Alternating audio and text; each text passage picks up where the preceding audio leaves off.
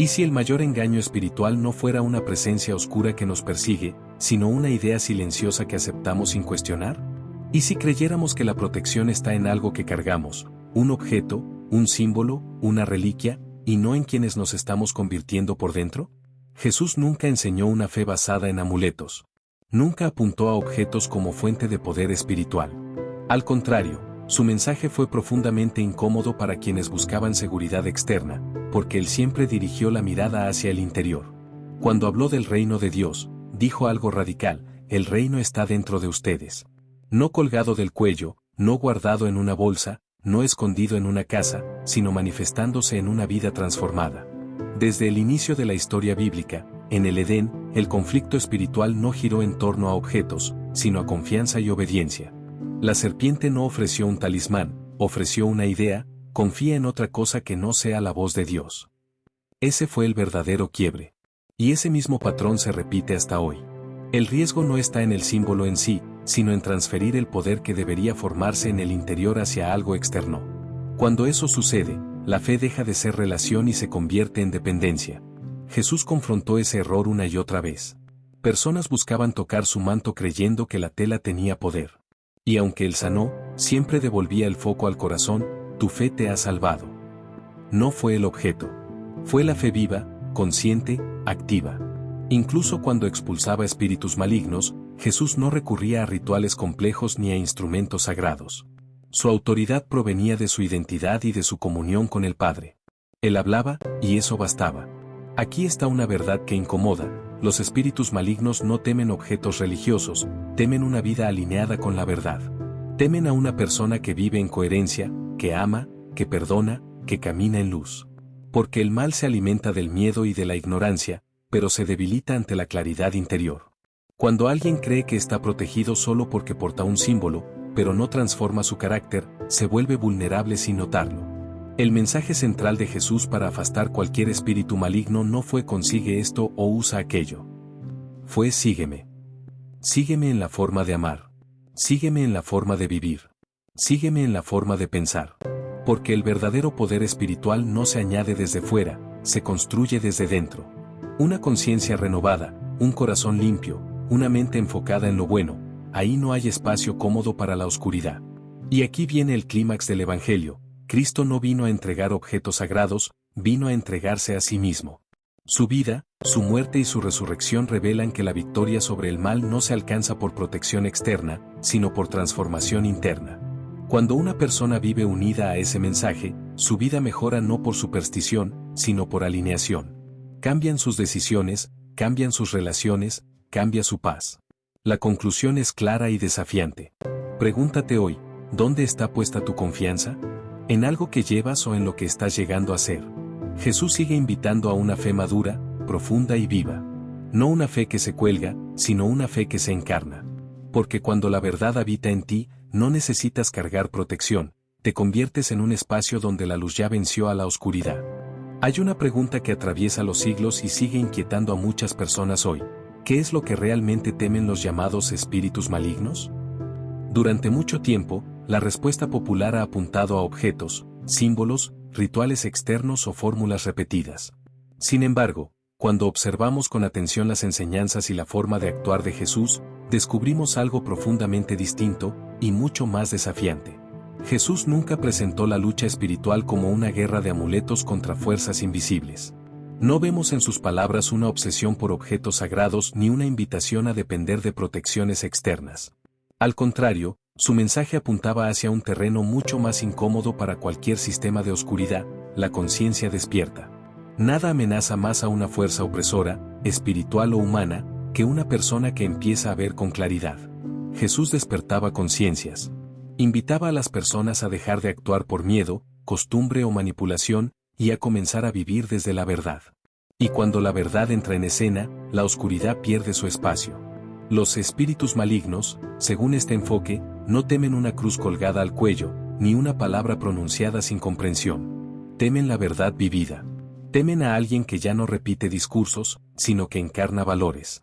Temen a una persona que no solo cree, sino que entiende, discierne y elige con libertad interior. Jesús confrontó sistemas enteros no con armas visibles, sino con lucidez. Y eso siempre ha sido más peligroso. Porque una mente lúcida no se controla fácilmente. Un corazón libre no se somete a la manipulación. Una persona consciente deja de reaccionar automáticamente y comienza a responder desde el amor, la firmeza y la coherencia. Otro elemento central que emerge de sus enseñanzas es el discernimiento. Jesús enseñó a no creer en todo lo que parece espiritual, a no dejarse impresionar por discursos bonitos o demostraciones externas de poder. El discernimiento separa lo verdadero de lo falso, lo que libera de lo que esclaviza. Y ese discernimiento es profundamente incómodo para cualquier fuerza que se alimenta del engaño. La oscuridad prospera donde hay confusión, miedo e inconsciencia. Por eso, la libertad interior se convierte en una amenaza directa.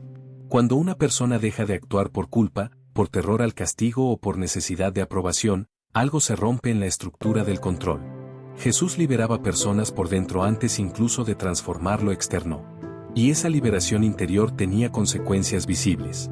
No es casual que, en muchos relatos, los espíritus impuros reaccionen ante la presencia de Jesús incluso antes de que Él diga una palabra. No reaccionan a un objeto. Reaccionan a una presencia alineada, a una identidad clara, a alguien que sabe quién es y desde dónde actúa. Esto nos lleva a una reflexión incómoda pero necesaria. Tal vez la protección más poderosa no sea algo que se lleva encima, sino en quién nos estamos convirtiendo. Tal vez la verdadera autoridad espiritual no nace de rituales repetidos sin conciencia, sino de una vida integrada, honesta y despierta. Jesús no vino a enseñar a las personas a esconderse detrás de símbolos, sino a despertar. Y ese despertar, hecho de verdad vivida, libertad interior, discernimiento y conciencia, sigue siendo hoy lo que más incomoda a cualquier forma de oscuridad. Porque cuando alguien despierta de verdad, ya no puede ser dominado con facilidad. Jesús nunca prometió una vida libre de luchas externas, pero sí ofreció una transformación tan profunda que ningún espíritu maligno puede gobernar un corazón que ha sido renovado desde dentro. Y aquí surge una pregunta poderosa que atraviesa los siglos. Si los objetos fueran necesarios para vencer el mal, ¿por qué Jesús nunca entregó talismanes a sus discípulos? Vivimos en una época fascinada por lo visible. Amuletos, símbolos, objetos ungidos, cadenas, aceites, incluso palabras repetidas como fórmulas mágicas. Sin embargo, cuando miramos con atención el ministerio de Jesús, descubrimos algo radicalmente distinto. Él nunca puso el poder en cosas. Nunca dijo, lleven esto y estarán protegidos. Al contrario, envió a sus discípulos con las manos vacías, pero con el corazón lleno. Jesús entendía algo que muchas veces olvidamos: el mal no se combate desde afuera hacia adentro, sino desde adentro hacia afuera. Por eso, en lugar de objetos, Él ofreció 4 pilares fundamentales: palabra, ejemplo, presencia y transformación interior. Primero, la palabra.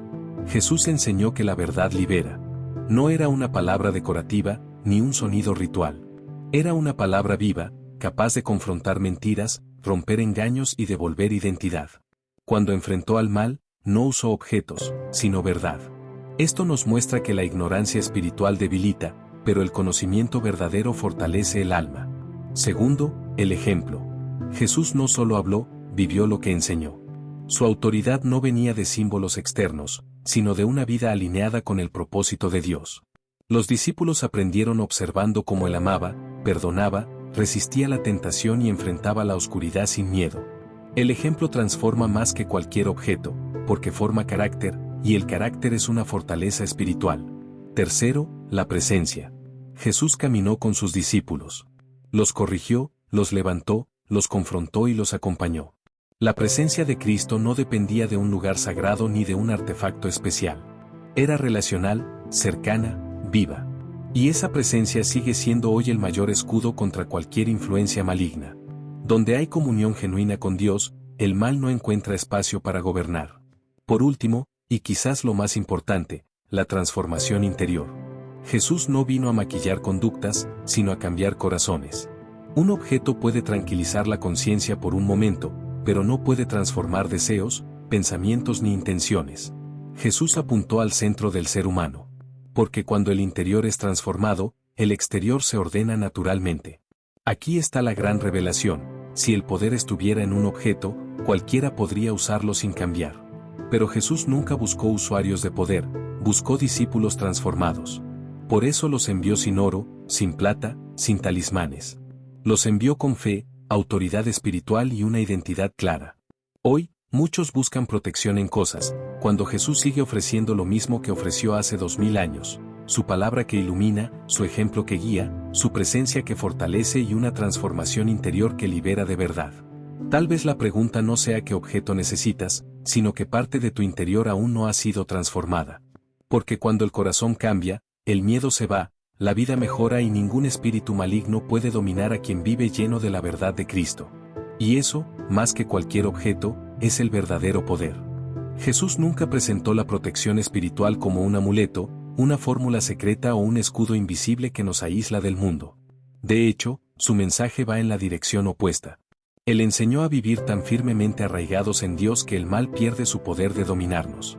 Como dice el gancho central de este mensaje, Jesús no enseñó a esconderse del mal, sino a caminar sin ser dominado por él. Desde el inicio de su ministerio, Jesús dejó claro que la verdadera batalla no se libra con rituales externos, sino en el corazón humano. Cuando fue tentado en el desierto, no usó objetos sagrados ni invocaciones místicas. Respondió con alineamiento total con la palabra y la voluntad del Padre. Allí se revela el primer pilar de la protección espiritual, alineamiento. Alineamiento, vivir bajo una autoridad superior. Jesús caminó siempre consciente de quien guiaba su vida. No reaccionaba desde el miedo, sino desde la obediencia.